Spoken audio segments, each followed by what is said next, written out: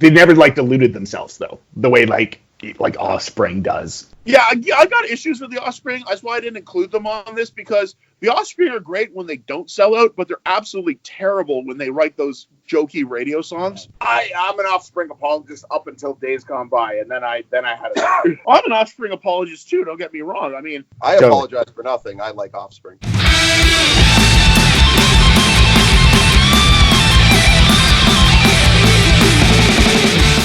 So I first I was going to ask you, make sure I understand the topic. So we're talking about the top 5 poser punk records, and so that means these are not good records. These are like shitty these are great records. Oh, these are great records that are critically maligned because punk is a lame gatekeeper culture. So we'll start with the first band you sent me, Blink-182. Got no regret right now. I'm feeling it. The air is so cold and low. I'm feeling it. Let me go in her room. I'm feeling it. I want to take off her clothes. I'm feeling it. What is the poser record from Blink-182?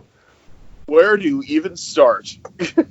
We can agree on this one. I don't think the world could agree on this. I think it's Enema of the State.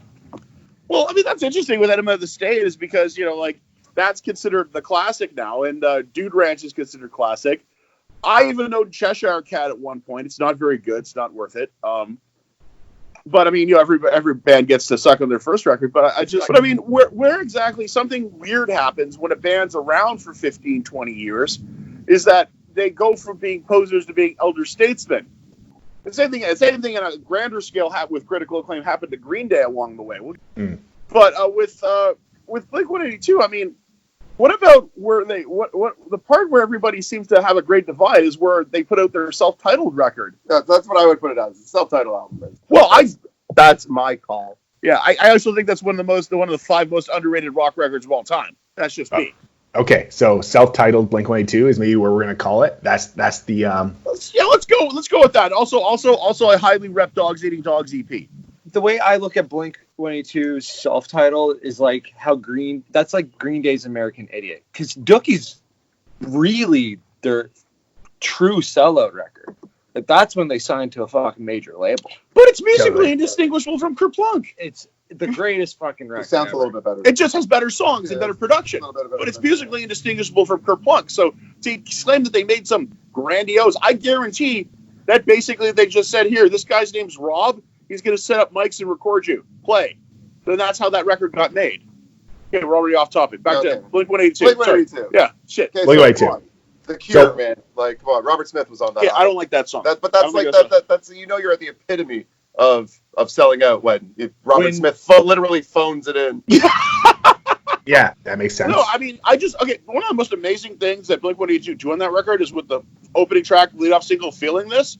Yeah. Where it's this new, mature Blink-182, but you wouldn't mistake this for anyone else on Earth. You immediately know it's Blink-182. That's true. That's fucking such a great song. And, of course, Travis with the Phantom Cowbell. I don't know if we have any drummers in the room. No. What does that mean? What is a Phantom Cowbell? Well, for some reason, and I've seen him pull this off live, out of nowhere, somewhere in his drum pattern, he's throwing the cowbell in the chorus. And it's like, wait, where's he finding the time to put that cowbell in? Yeah, maybe with his foot or like a third arm or something. Yeah, I think Travis has a third arm. Well, yeah, remember when he had one, he was down one arm, he was still drumming. He smokes cigarettes sometimes and only plays with one arm. So your next band is Cancer Bats.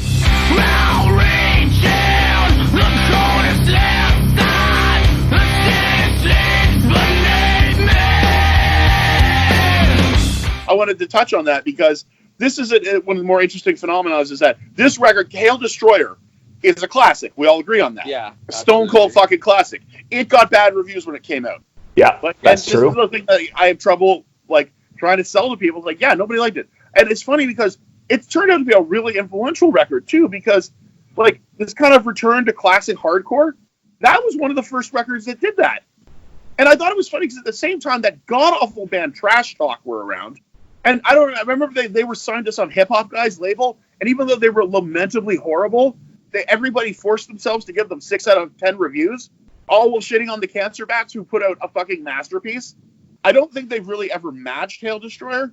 Right. So, I mean, every subsequent record seems to not quite come up to that, but, on a totally unrelated note, I put in a friend request to Scott Middleton, and he okayed it just before I came here. Oh yeah. Oh, Offense nice. guy, good guy. Yeah. So next we have My Chemical Romance. We'll carry on, we'll carry on. Though you're dead and gone, believe me, your memory will carry on. I never listened to any of Who those. fucking songs. signed? Who signed us up for this one? I fucking okay. Yeah. Again, I think one of the Matt does. I think Matt- one of the truly underrated rock bands of the past 20 years. A lot of how they get overlooked has to do with baby boomer control of media. Yeah, that makes In sense. fact, no one wants to admit it clearly because fucking you see this reunion shit happening right now, and it's like I didn't know they had that many fans. No, their fans didn't know they had that many fans. Well, My Chemical Romance did something wonderful that very few bands do.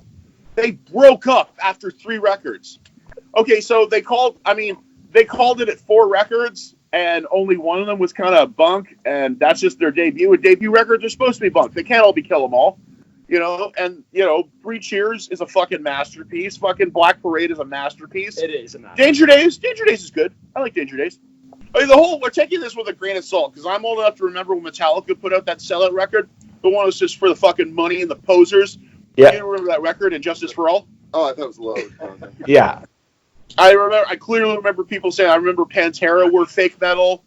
You hear it just never stops. People, it's almost like fucking rock and roll has a nostalgia problem. I would like you to pick one album though. Like you just have to Let's go narrow with it down. Black Parade. And why? Because they were already established, because 3 Cheers is a very straightforward rock record. And I don't mean this in a bad way, but it's pretentious. Suddenly, Queen became this kind of thing where, like, if you wanted to show you were super, super mature as an artist, you started copying Queen. Best Yeah. part about this record is, though, nobody copied Queen as well as My Chemical Romance. So do we guys? I was gonna say maybe we should talk about AFI or do.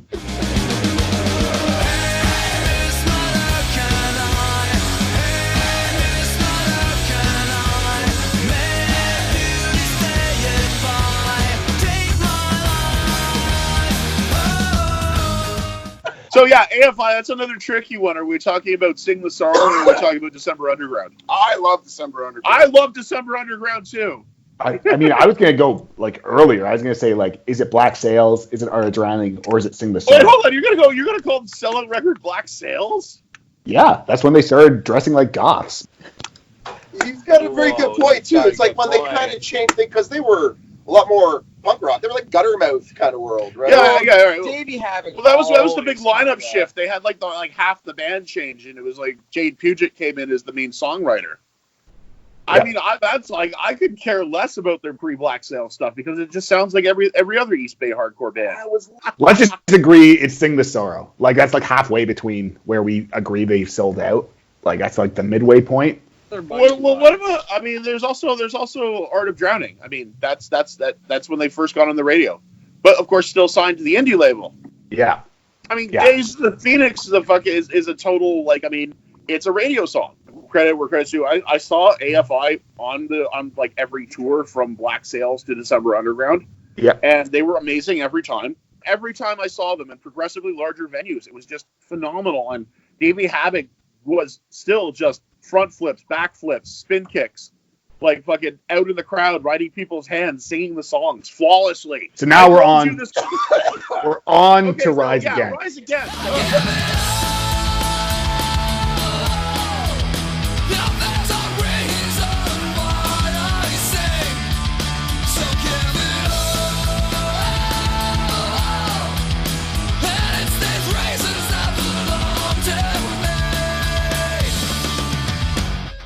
Okay, so Rise Against. I mean, are we coming down? I mean, you could argue revolutions per minute.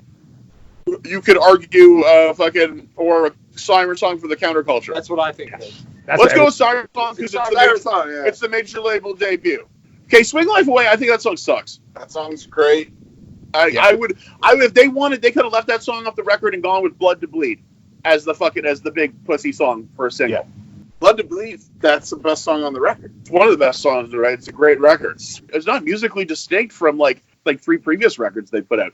That's the thing. That's the point of this. This is all arbitrary. Like what makes a record a sellout record? What makes Would a you band guys- a poser band? Would you say Siren Songs is the best Rise Against album? No, easily Suffer and The Witness, the next one. That one is just, I don't know. that's just fucking bangers. I don't know if I could pick one, but you put them both next to each other. That's not an easy decision for me. And I'm going to give Rise Against credit. I like the record that came out after Suffer, and they kind of lost me after that, but they never went soft. They might have gone a little softer musically, but they never went soft topic-wise. Is State of the Union the best Rise Against song of all time? It doesn't suck. That's for sure. Best Rise Against song. I'm gonna go with either Savior or Survive. I'm gonna be iron, like a lion, inside lion, like lion, inside iron, like a lion, inside. So, okay, we've gotten through the other bands, and it was an incoherent mess. I don't really know what I'm going to do with this, but trust me, it'll be great. You can literally, I got some pictures for you. Don't give me those. fine. I don't want your weird pictures. Let's talk about you guys. Jeez. So, are you really a band, or are you just like a comedy act? Yes, Yes, I agree. yes. Wait, no, I would which- take which? what we do musically very seriously, but at the same time, I've always been a huge fan of satire, especially political satire. The world needs the world famous Tallboys. Got time to be like, angry at everything and happy about everything and doing things. Derek, literally what you said makes no sense. I at know all. that was great. That was Derek, the staring thing. yeah. No, I literally that was so said stupid, word. Derek. Okay, so whatever. So, Yeah. I'm just trying to put together. So, kind of what you're saying is you like to package messages in humor. Yes. Is that true? Yes, and also I like to write songs about how dolphins suck and we should punch babies. So, do you guys are you a crossover thrash band? Is it you kind of like Birthday D or DRI or? Like a good I like a lot of stuff. I'm a huge Cro-Mags fan. I'm also very pro Harley Cro-Mags because he's been consistently putting out great material. Whereas since there was the big schism with the Cro-Mags, fucking the other version hasn't put out shit. I play the drums. Okay, Derek answers with I play the drum. So Yeah, a Derek. crossover hardcore. I don't know. We have a lot of influences. I mean, it's the beauty of punk. It's a fucking 50-year-old genre of music, and it's not even a genre specification. It's just an umbrella term for about 40 genres of music. Next question. So you guys added Doug to the band in 2018. What does he bring to the table? He plays bass. Next question.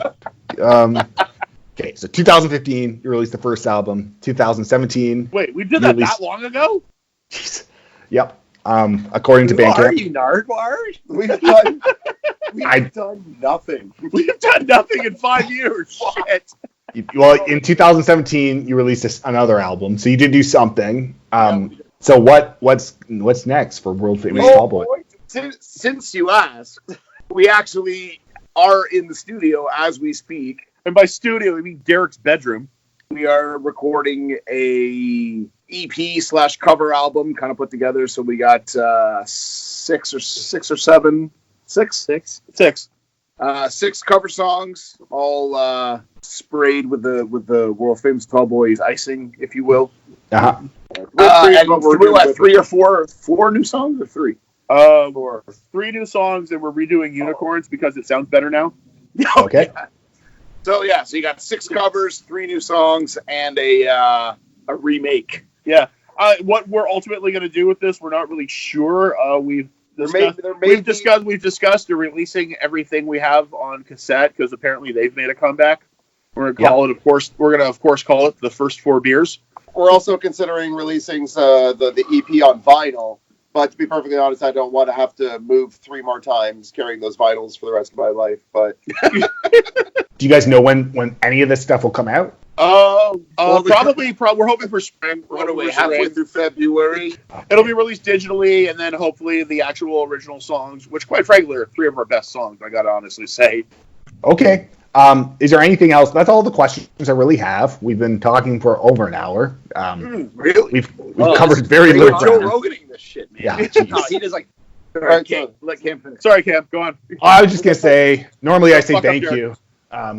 But yeah, in this case, just may God have mercy on your souls. Well, we want to thank you because we knew what you were getting into, but I don't know if you knew what you were getting into. This has been remarkably unproductive. So like I said, We'll see what happens with the views. We'll see. We'll let the number of I views. say just put it up unedited. I mean, that's everybody can just deal with it. Yeah. we'll see how it goes. But I guess thank you for trying. Thanks for doing the best you could.